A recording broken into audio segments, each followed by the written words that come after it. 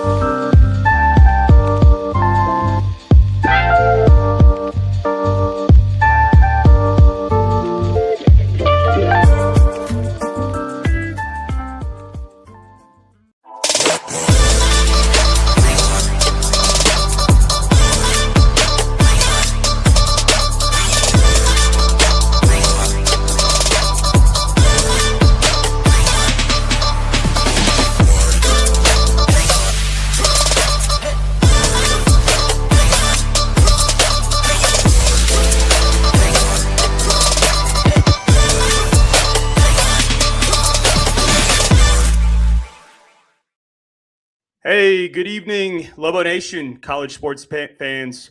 We welcome you to another episode of the Pit Press Live. I'm Nick Nunez. I'm here joined by Dr. Sam C. Ehrlich. He's an assistant professor for Boise State University in the Business Management and Legal Affairs Department. He's done extensive research, writing, and has provided expert commentary on all legal issues involving college athletics, including the House settlement, eligibility lawsuits, and more. You can follow him on X at Sam C. Ehrlich, just like it's spelled in our banner there. Please check out his website, collegesportslitigationtracker.com. He tracks all lawsuits involving college athletics. Sam, we've had you on a couple times before. We're happy to have you on again. Thank you for being with us tonight. Of course, Nick. Thanks for having me back. Yeah, well, it's been a busy 2 weeks in college athletics as we've chatted, Sam. Probably the biggest news is what we have on the banner right here, and that is the announcement of a settlement between the PAC-12 conference and the Mountain West Conference in their federal district court lawsuit that's pending in the Northern District of California. It was announced on Monday that the parties have reached a settlement. Sam, you were on Boise State's YouTube page. You can give us the name and talked extensively about this. But, the first question I have for you, Sam, is what do you think the biggest motivation for the parties was to settle at this time? Yeah, I think it was kind of interesting timing. And like I said on Bronco Studios Live, it's kind of this weird kind of situation where at the same time you feel like, well, why didn't this get done months earlier? And also at the same time saying, okay, well, a lot of the times these lawsuits get settled like right before trial, and that's still months away. So why did it happen now? But I think there's a few reasons why it got settled now and why they were able to reach an agreement now. And I'm sure they've been talking for forever, ever since this lawsuit was filed about a settlement. But I do think there are a few things that have happened in the recent months and that are coming up in the next few months that really kind of put this into earnest. One, of course, being at the end of March, there's an order issued by the judge regarding discovery that would have had, if it didn't already, have the Mountain West presidents, have their communications regarding this matter be discoverable. The judge ruled that, the presidents, she did rule that the ADs weren't covered by this, but the presidents were, they were acting as agents of the Mountain West Conference. They were, the primary kind of people in charge of running the conference. So therefore, their communications regarding it would be discoverable. And I think anytime you have that kind of a ruling, and you never really want to give. And Nick, I'm sure you know better than I do. Being a lawyer. You never really want to give that kind of stuff up in discovery. It's just the type of thing where you try to avoid it. So I'm sure that at least helps kind of move settlement negotiations along. And at the same time, of course, July 1st is when, the official move for all the different schools, including my employer, to the Pac-12 is going to happen. And there are agreements in place for the Mountain West to pay off schools like UNLV and Air Force, certain amounts of money to stay in the conference. And I'm sure the Mountain West would want to do that. But at the same time, and I'm not going to just sit here and even though my employer is going to the Pac-12, just say all the reasons why the Mountain West would want to settle.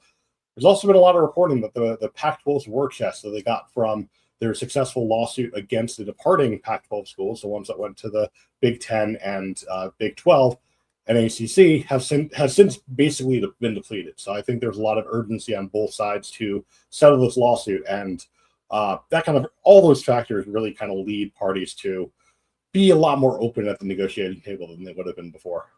Yeah, that makes sense to me, Sam. You've been following this lawsuit pretty closely. There's been a lot of litigation. And I think one of the points that you brought up was this is kind of an awkward spot for it to settle, right? Because normally the parties try to get together and resolve this. And they did last summer and then notified the court, I think it was in July of 2025, that they did not reach a settlement. And then they litigated for almost a year. But trial, I haven't looked at the docket or if there's a scheduling order, if there's a trial date. I imagine there's still probably at least a year left of discovery. But just the timing of it, seems kind of strange, like you said. The next question I'll ask, Sam, is kind of what's at stake in the lawsuit, right? There was the poaching penalties from the settlement agreement, and then there were the exit fees from the Mountain West bylaws. I don't know if the specific number, the exact number as to what was at stake was reported. I think it was 155 million total from the exit fees. Right. And then you can tell us from the poaching fees from the settlement agreement. Is there a sense you have? I know you don't want to commit to a number that wouldn't be right to do at this point, but is it half? Is it more than half? Like what can you tell us, Sam? Yeah, any number I could throw out there would be just entirely making something up. Like, I have a gut feeling of a particular range, but I wouldn't want to say anything that would, kind of be kind of pushed out there as, this expert says it's this amount of money, because again, it would be completely just made up. Oftentimes when you have these kind of settlements, there is a bit of a discount. And I think if you look at the two pots of money, and it's actually two different lawsuits, which kind of makes this very interesting. It's not just settling the one lawsuit in the Northern District of California, but also the poaching fees lawsuit that was filed by the departing schools, including my employer, in Colorado State Court. If you look at those pots of money, I think there's a pretty big difference in kind of how you think about how enforceable those two types of things are. For the exit fees, for example, which is the bulk of that figure, it's something where, this is pretty well known. It's pretty well established. Like, these exit fees are a thing. It's a pretty clear liquidated damages clause. It's something that's probably very defensible as not being a penalty clause, not being overly punitive, but also something where you never really see these lawsuits go to trial even, and certainly not to go to verdict, because you always have some kind of a settlement. And usually, like I said, that settlement's at a bit of a discount. And for the poaching fees, it's kind of the opposite, where it's one of those things where we haven't really seen anything like that before, because we've never had a situation like we had with the Pac-12, where, at the time, the Pac-2, with Oregon State and Washington State really needing to have the scheduling agreement with the Mountain West, and Mountain West having that kind of leverage to be able to impose something like the poaching clause. And obviously the lawsuit there is about antitrust damages. It's about, potentially looking at that clause as a liquidated damages clause, as being a penalty clause, as not being representative of the damages that the Mountain West would face. And that, again, that's just the type of thing where, you can think that it's an antitrust violation, that it's not a proper liquidated damages clause. You can think the complete opposite. I imagine most of you watching this show, given your affiliation, will probably think the latter. But we just don't know, because it's not something where we have any kind of precedent saying, kind of giving us any kind of indication there. So that one might be a little more uneasy to defend if you're in the position of the Mountain West, and maybe something where you'd be more willing to give a bit of a discount on it. But yeah, it's really, really hard to kind of give an estimate of kind of where we're looking here. We're speaking with Dr. Sam C. Ehrlich, assistant professor at Boise State University. We're talking about the Pac-12 and Mountain West Conference settlement that was announced. Sam, natural question, what is next in this case? Yeah, so what is next is that the judge, at least for now, has postponed. There was going to be yesterday, there was going to be a discovery hearing where the judge was going to hear some arguments regarding some discovery disputes in the case. The judge has since, of course, postponed that to next month to June 9th, but that probably won't even happen because the judge has also set a deadline of June 2nd, where the parties are to either file a motion saying, we need more time to kind of finalize the settlement. Please stay the case. Please, pause the case for a little bit while we're figuring that out, which is a very common thing when you're negotiating a settlement to do something like that. If they're done, they can just ask for voluntary dismissal right then and there. And because this is not a class action settlement, they don't need to disclose terms. They don't need to go through preliminary approval and final approval like we saw with the House settlement. Or they can come back and say, oh yeah, never mind. We thought we had an agreement, but it turns out we actually don't, which that's almost certainly the least likely opportunity thing here. You're not going to notify the court that you've come to terms on a settlement and then come back and say, well, actually, Your Honor, we didn't. Let's go back to the case. But it's possible. Makes sense, Sam. And then, because of the House settlement and that resolved last summer, part of the reason that case went so long is because it needed court approval. And exactly. You can educate our viewers on that. I don't think this one needs court approval. Is that right? It does not. It absolutely does not. The approval process that took so long with the House settlement, where you had to have a preliminary approval hearing and then you had a final approval hearing, and in the between you had all these different objections that were filed, several hundred objections that were filed. That's all because it was a class action lawsuit. It was a lawsuit where you had one small group of individuals that purported to represent an entire class of a much larger class of individuals, and because of that, because you're representing this large group and binding that large group, the federal rules of civil procedure justifiably give an opportunity for those class members to have a say and be able to say, hey, you're saying you represent us, you're going to bind us to the settlement, but the settlement's actually really bad. And of course, we saw a lot of that with the House settlement. Yeah. Sam, what does this mean for potential Mountain West schools under their grant of rights agreement?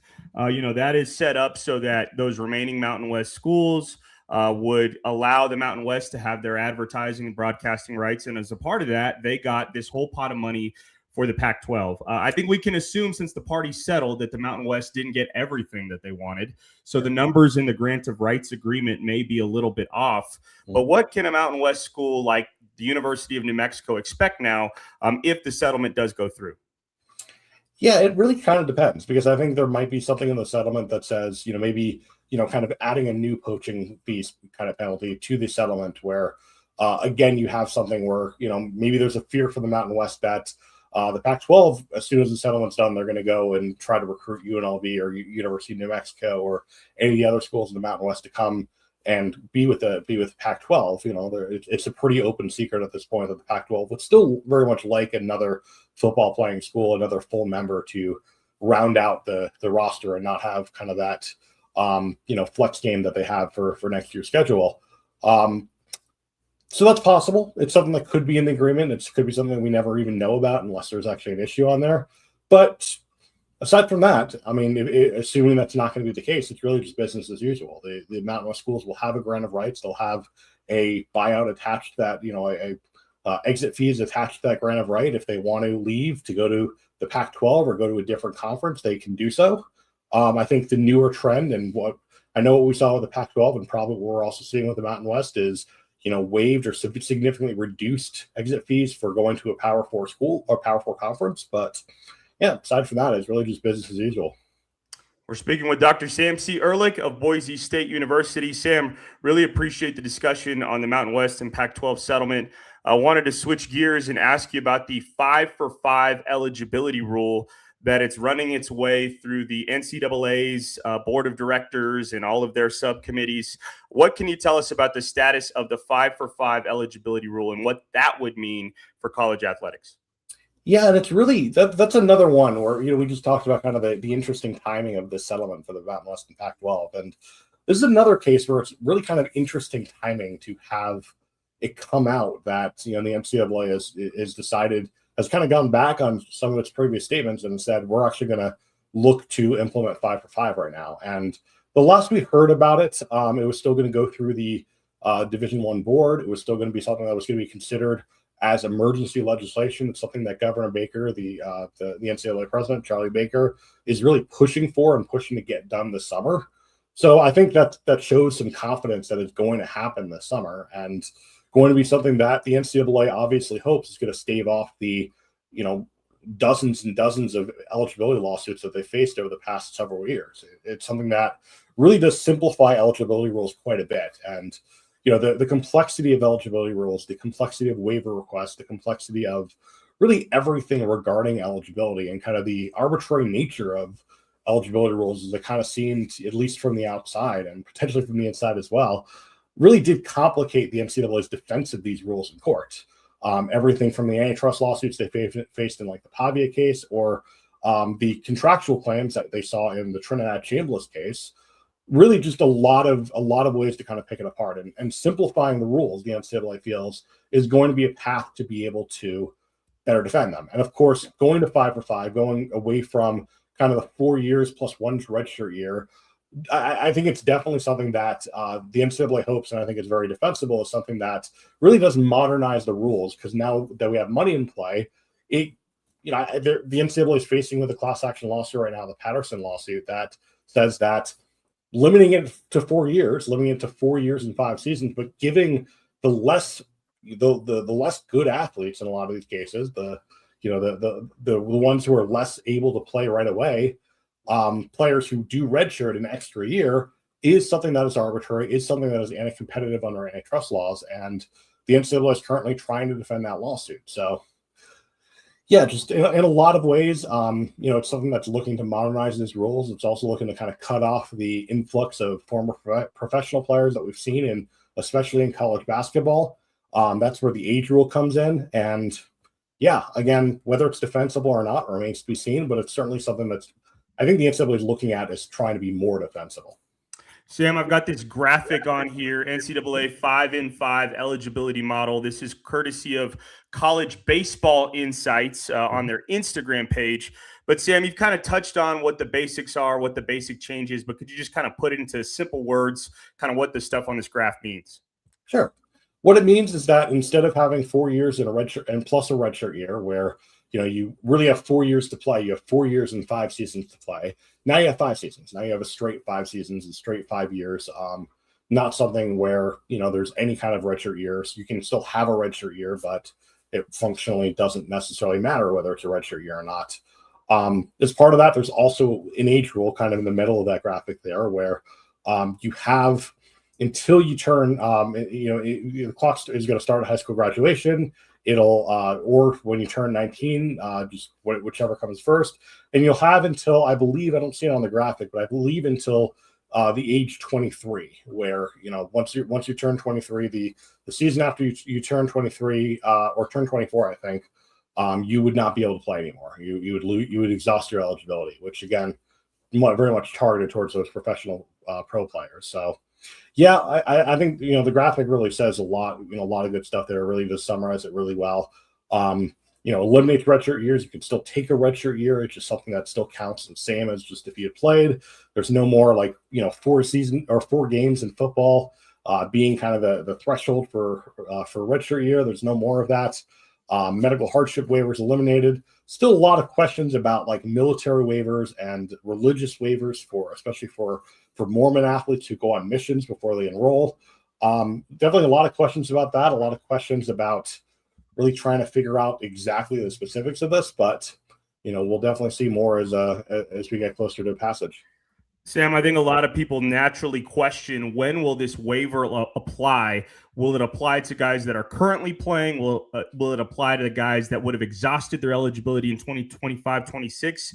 Or is this just going to be the NCAA picking a year, everybody starting in college forward gets 5 for 5? Yeah, and that's been one of the key questions. And that's a question where when this proposal was first proposed, a lot of people had questions about that, about when it would begin. And the NCAA has come out with FAQs to address this and say what they're looking to do with this. And what they've said is that, of course, any incoming athlete is going to be subject to the new rules. For athletes who are currently playing, who currently have eligibility and have already enrolled, the way it would work is that whichever rule set is more favorable to them, they'll be able to take advantage of. So if they've already been approved for a medical hardship waiver or any other kind of hardship waiver, those will still be allowed. But if it's something where, they're just about to, finish their, if they're just about to not just about to finish, I'll get into that in a second, but if it's something where they don't have that hardship waiver, then maybe they're getting an extra season. But at the same time, and this goes to what I just stumbled over trying to say, what it does not apply to is athletes who recently graduated this spring. So athletes who have exhausted their eligibility, have since exhausted their eligibility, they're done. And there's a lot of complaining about that, and a lot of justified complaining about that, especially given the timing of this, and looking at the JUCO rule or not the JUCO rule, but looking at the COVID waiver rule as well. There's something a little bit of kind of a lost generation here, where there's a class or two of athletes who don't really get the benefits of either the COVID waiver or this new rule, and they're justifiably upset and potentially litigious.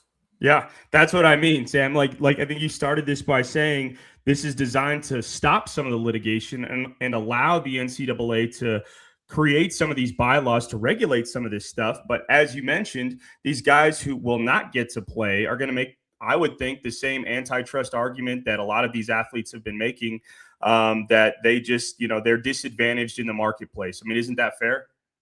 I think that's incredibly fair to say. I know Darren Heitner, who's an attorney in the space, he's filed a few of these eligibility lawsuits himself on behalf of athlete clients. I saw a tweet of his a few days ago saying, hey, any athletes who are affected by this, who have exhausted their eligibility this year and would get a fifth season, get in touch with me. We're looking to file a lawsuit. So I would fully imagine that as soon as this rule passes, there's going to be some kind of litigation. Whether it's successful or not remains to be seen. And I can tell you that antitrust cases against, going against eligibility rules, it's not that they've become necessarily, it's not like they've been cut off at all, but they have been, it has been a lot harder to get preliminary injunctions in these cases just because of how the appellate courts have handled these cases. They've required a much higher evidentiary and market, proving the market kind of requirement than we originally saw in the Pavia case. So it would be pretty significantly difficult for these athletes to be able to get a preliminary injunction. There's not a lot of time to gather all that evidence, but at the same time, the plaintiffs in cases like the Patterson case, which is currently challenging to try to get 5 for 5, they've been working on discovery for a little bit now, so they may have something. Yeah. We're speaking with Dr. Sam C. Ehrlich of Boise State University, talking all topics, legal topics, involving college athletics. Sam, wanted to transition now and ask you about federal legislation that's been proposed, that's supposed to be in the works, that also is designed to put a stop to some of these eligibility lawsuits and lawsuits involving college athletics. It was reported earlier this week that the SCORE Act was going to be pulled from the House floor.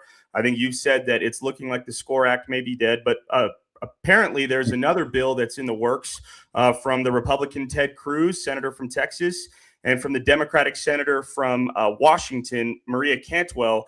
Just kind of tell us the state of both of those, if you can. Yeah, and starting with the SCORE Act, I think it's fair to say at this point that the SCORE Act is dead. Granted, it's been dead before.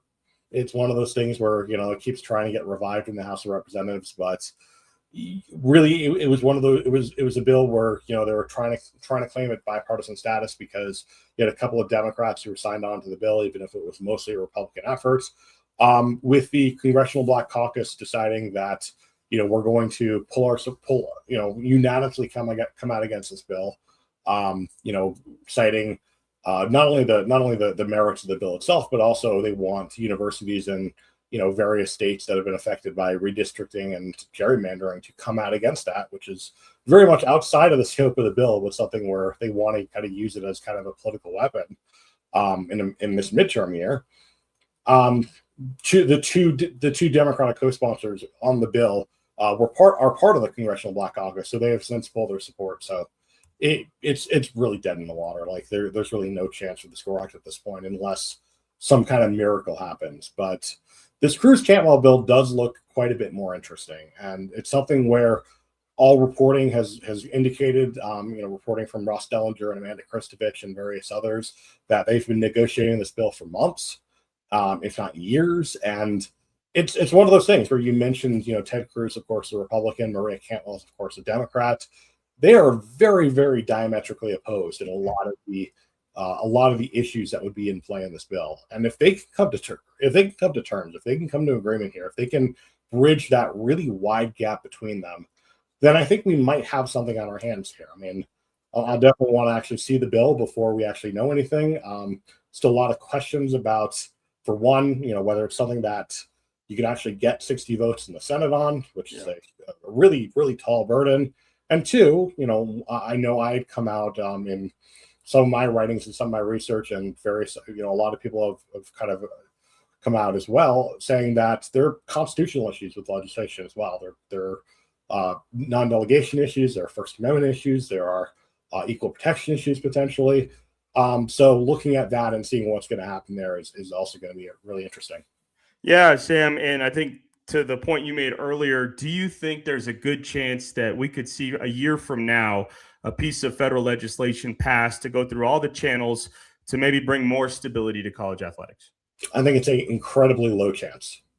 I would put it as less than 10%. Just everything we've seen with the SCORE Act, everything we've seen with everything else, I think it's incredibly unlikely. And we also have the very simple fact that it's a midterm year, and not to get too political. I mean, we're talking about legislation, so we kind of have to. But right now, we've seen President Trump, a very unpopular president across the electorate, really wrap his arms around this particular issue. He's issued 2 executive orders. He has created a roundtable and a commission on this.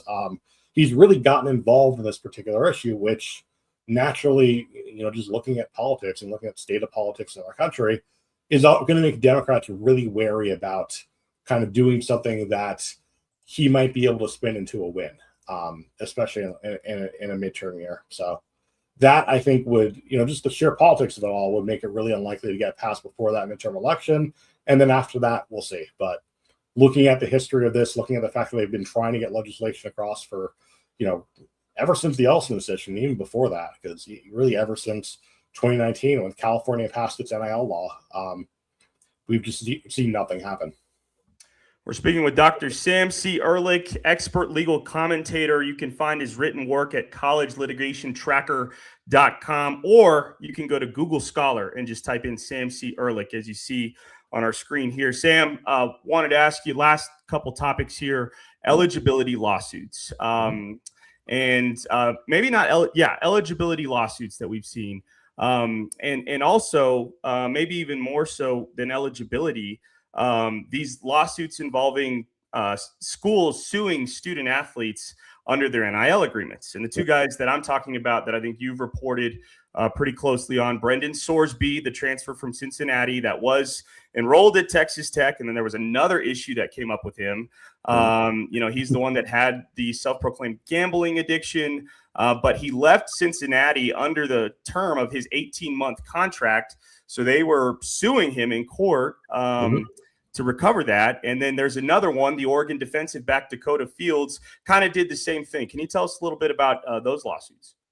Yeah, and both these lawsuits, you get sum up pretty easily together since they're largely the same issues. And it's something where if you look back at Darian Mensah or Damon Williams, very similar kind of fact patterns there as well. And Brendan Sorsby, of course, is involved in a couple of different lawsuits now. This is not one related to his gambling addiction and his quest for eligibility to try to get back on the field after that.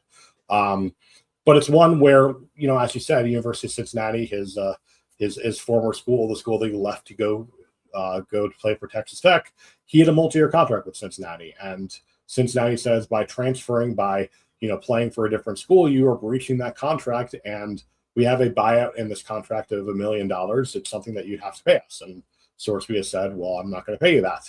So, naturally speaking, that's kind of where the lawsuit is. It's going back to the original part of our discussion, we talked about liquidated damages clauses. We talked about buyouts in the context of the Mountain West Pac-12 and the exit fees. And it's really fundamentally the same principle here. It's a liquidated damages clause. It's a clause that's in the contract that says, if you breach this contract, you have to pay this amount of money. And the challenge with that is, of course, and this applies to both these lawsuits, this also applies to the Mountain West Pac-12 lawsuit. The general rule in most states is that these liquidated damages clauses, these buyouts, have to be have to reflect a reasonable approximation of what the damages actually are. They can't be seen as a penalty. They can't be seen as something where you're punishing a party for breaching a contract. That's just not how contract law works in our country. So that's one issue that is really going to be interesting here. And the Sorsby lawsuit might actually be the first time we're actually seeing this actually get tested. Of course, the Mensa lawsuit settled. With Damon Williams, a lawsuit never got filed. He ended up just going back to Washington. But for the Sorsby one, and especially since, considering the gambling issues, considering the fact that he may never see the field with Texas Tech, and is probably not too keen on paying $1 million to transfer to school that he's never going to be able to play for, we actually may see our first kind of court decision on whether these buyouts are actually enforceable, or, as a lot of legal scholars, including myself, have speculated, the fact that these contracts are explicitly not pay for play, the fact that they're explicitly for NIL rights instead of for the athletic performance, does that $1 million actually reflect his value in terms of NIL? Probably not. Yeah. Sam, I think, for the average college sports fan, they like buyouts, right? Because they want some stability. Oh, yeah. They want to be able to cheer for the guy for at least 2 years or 3 years. So the thing that I think is fascinating amongst both of these things, at least for a mid-major school like the University of New Mexico, is a multi-year deal. The concept of a multi-year deal. I've never seen any NIL contract other than the ones that I think they had in the House settlement that were publicly available. So, to get a multi-year deal, I mean, what kind of war chest does a school need to have to be able to negotiate a multi-year deal? I don't necessarily think it's a war chest issue. I think there are a lot of reasons why a player might want to do a multi-year deal as well. There's stability in that. You see it in the professional sports leagues as well, where athletes love multi-year deals because they don't know how they're going to play next season. They don't know if they're going to get injured next season. And if it's something where they can lock in several years of income without having to worry about what might happen next, then that could be a really good opportunity for them. And it's something where, it's certainly something that can be negotiated, at times potentially fairly easily into these contracts. The question, of course, is actually being able to enforce that buyout, because unlike in the professional sports leagues where we have a certain level of binding quality to these buyouts because they're part of a collective bargaining agreement, because we have the very sophisticated unions and leagues that are kind of in on these contracts and really kind of at the heart of these contracts more than anything else. You can have and enforce these different clauses, and in fact, oftentimes they're not buyouts, but instead you have things like restricted free agency, or you have reserve clauses where you literally can't enforce these buyouts because there aren't any buyouts because you can't leave. But we don't have that in college sports. We have contracts, and we have something where you can't have a market-wide rule. You can't have kind of uniform contracts like you have in the pros because you don't have a collective bargaining agreement. So being able to enforce these buyouts, I think I agree with you. I think these buyouts are great. Like, as a Boise State fan, I think they're really important for mid-majors to have. Yeah. But the question is whether they're enforceable right now, and we just don't know. Yeah. Do you think, Sam, based on what you know, the legal arguments that are at play, do you think the universities have a good chance of enforcing these? Honestly, I think it's a coin flip. I think this is something where it's so unprecedented. It's so different. And I think it's something where it really does depend on whether a court buys the argument that these are actually, that the actual text of the contract is what the contract's for. Like, is this actually an NIL contract, or is it actually a pay-for-play contract? And of course, schools can get around this, very easily by just calling a spade and saying that they are play-for-play contracts, but that would get them in trouble with the NCAA as current rules are kind of dictating. But if the court, as courts very often tend to do, if the court looks at the black letter text of the contract, if they look at the four corners of the actual document and they say, and they see the line of the contract that says this contract is not paid for play, then what exactly is the contract for? And what is the value of what the player is actually giving up in the contract? Yeah. Yeah, no, that all makes sense, Sam. Really appreciated you joining us tonight, Sam. The last question I have is maybe the next big thing. We've heard a lot of big news in the last couple of weeks. The settlement between the Pac-12 and the Mountain West, 5-for-5 eligibility, federal legislation. What do you think the next big thing, the next 30 to 60 day holds for legal issues in college athletics? I think and this is maybe cheating a little bit because the next big thing is something that's already kind of happened. But the Sorsby lawsuit and the other Sorsby lawsuit, not the one we just talked about, but the one where Brennan Sorsby has hired Jeff Kessler, who, of course, was one of the two lead attorneys in the House settlement, and has very recently filed a lawsuit against the NCAA seeking to, be able to play next season. That will be one to look at, because I think it's very tempting to say there's no chance he's going to win that lawsuit. And I honestly think there's a very small chance he's going to win that lawsuit. But if he does, that would really, really affect the way that the NCAA is able to enforce its rules and be, I think, a major firestorm for sure, just in terms of the way the public reacts to it. We've been speaking with Dr. Sam C. Ehrlich, an assistant professor from Boise State University in the Business Management and Legal Affairs Department. Again, you can find him on X at Sam C. Ehrlich, or check out his website at collegesportslitigationtracker.com. Sam, thank you very much for joining us tonight. My pleasure, Nick. Anytime. We'll be right back on the Pit Press Live. Swing big and save even bigger with our Big League Markdowns at Capital Ford and Santa Fe. This is your shot at big league deals, like a new 2025 Ford F-150 XLT 4-wheel drive Power Boost Hybrid, now up to $9,900 off MSRP, or a new 2026 Ford F-250 Super Duty, now up to $6,100 off MSRP. We're offering up home run deals all day, every day, with these Big League Markdowns at Capital Ford in Santa Fe.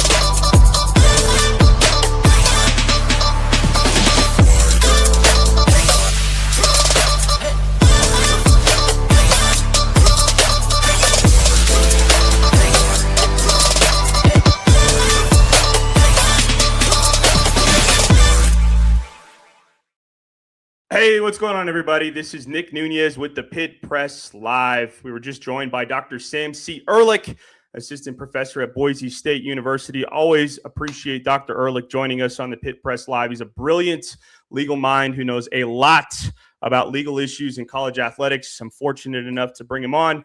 Thought he brought some good discussion about the Pac-12 Mountain West Conference lawsuits. And a lot of legal issues in college athletics. As everybody who tunes into us, who watches college athletics, you get frustrated by the amount of litigation that's involved, all the lawyers, all the billable hours. You know, you guys get annoyed by that, and I get it. And there's hope that, we can bring some stability. I think the biggest thing that needs to happen, maybe one of the biggest takeaways that Sam gave us, is that there needs to be some federal legislation passed. There was the SCORE Act that seems to have failed, that had gained some traction close to about a year, maybe a little bit longer. It was in the House of Representatives. It was pulled from the floor. And then now all hope rests on a bipartisan bill proposed by Ted Cruz and Maria Cantwell that hopefully will end some of these issues in college athletics. Again, I'm Nick Nunez with the Pit Press Live. Eric Moulton is tied up with some family stuff, but we always appreciate Eric. He's the one that made that graphic possible. See, it looks pretty sweet. He does all our graphics and does everything, so appreciate Eric Moulton. My dad, Ed Nunez, who I know has been tuning in the comments. They had a great show on Monday, Deep in the Dugout with Andrea Howard. It's available on our YouTube page. Andrea Howard was a former softball player for the University of New Mexico, played in the Olympics for the Italian softball team, and it's a great interview. So go check that out on our website. Wanted to talk about two more things and then close out the show, get out of here, and that's obviously the news that most people want to talk about, and that is Lobo men's basketball.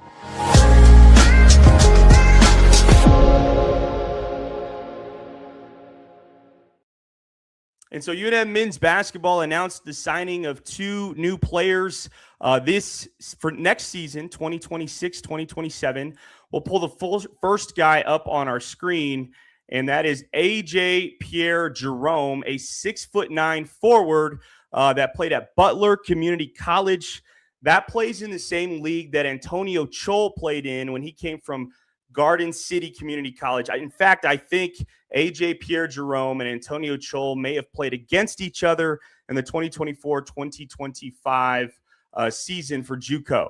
But A.J. Jerome Pierre averaged 6.9 points, 3.6 rebounds for Butler Community College last season. And I want to play some of his highlight tapes here. There's 3 clips. You can see the volume's turned off. It's kind of small on the font. But I think A.J. Pierre Jerome, his game is a rim runner, finishes at the basket real nice. 6'9", maybe 6'10", 210 pounds, a quick jumper that can run the floor. He's got some low post ability, shot blocking ability, rim protection. People have always said, or not everybody, but I brought this up in the press conference availability that Eric Olin had back on May 12th. Rim protection. UNM finished 259th in all of Division I in rim protection last season. This guy, A.J. Pierre Jerome, I think he had 32 or 33 blocks through 35 games, which isn't great. But according to this Elite Hoops Vault page, he had 5 games with 2 or more blocks. So some rim protection. He did not start last season for Butler Community College. I think he started only 8 or 9 of the 35 games, averaged about 17 minutes off the bench. I think he's a piece. He adds depth to your front court rotation, which maybe you didn't have a lot of last season. You had Tomislav Buljan, you had JT Rock and Milos Vicentic that battled injury last season if you're UNM men's basketball. I think this guy, the 6'9" forward, A.J. Pierre Jerome, has an upside. 3-point shooting is a question. I put in our article that we have on the Pitt Press website that he shot 5 of 17 from 3 last season through 35 games, so 29%. But if you look, I counted in these 3 clips, he's got at least 4 makes from long distance, and he's a good mid-range jump shooter. So I think he's a piece. I think he can add something to what you got. And so, we'll kind of see how he fits into the rotation.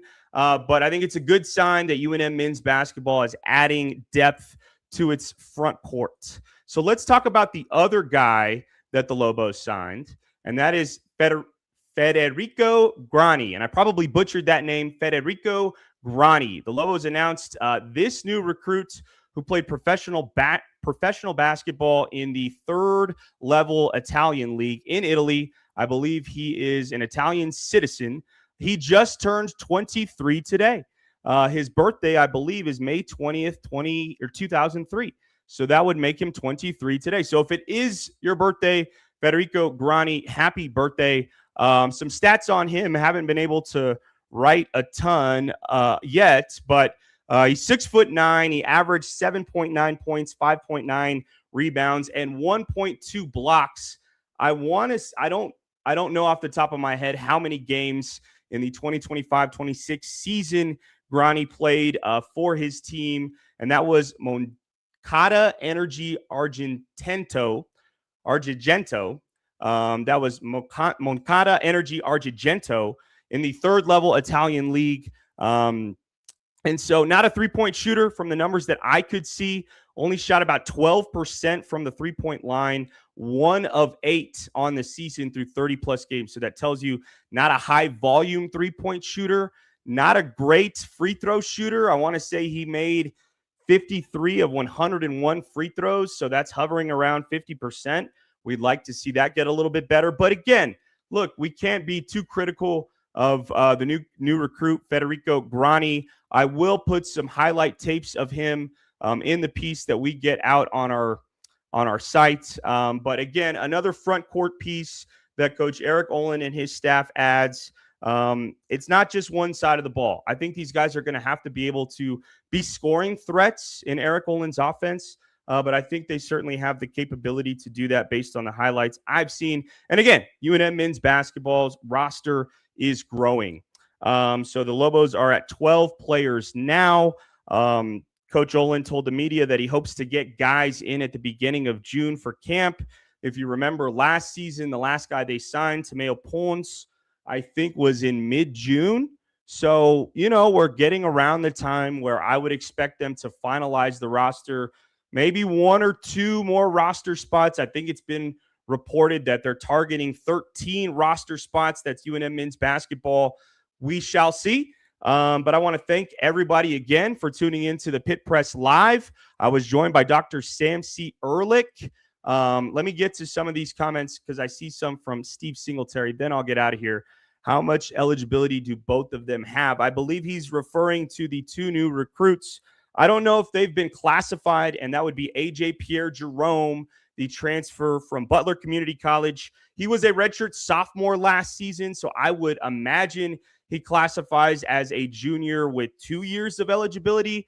That is just a guess, and I have no idea about Federico Grani. I have no idea. A lot of that depends on how much money he made playing professionally in the Italian league, and there's a lot of different ways that the NCAA classifies compensation. If he got any kind of benefit that could be determined to be financial, that could be considered compensation, and that determines how much eligibility he has. So I would say anywhere between 1 to 3 years.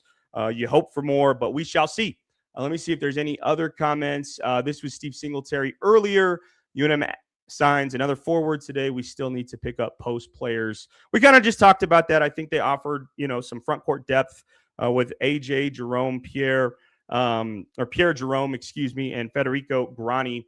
And so I think there was one more comment that Steve had. And this was in regards to what we talked to earlier with Dr. Sam Ehrlich. Interesting that this occurred before the judge had the opportunity to clarify what president's communications were part of discovery. Both sides had different opinions on who qualified. And yeah, that's absolutely true. That was one of the issues in the case, the Mountain West Conference presidents, because they compose of the board of directors for the Mountain West Conference. There were some discovery issues about whether their emails with each other could be or should be produced to the Pac-12's lawyers. And so there was rumor that the university presidents didn't want those emails out. That's what Steve Singletary's comment is about. But once again, thank you to Dr. Sam C. Ehrlich, for Eric Moulton, the owner of the Pit Press, Ed Nunez. I'm Nick Nunez. Thank you for tuning in and have a good night.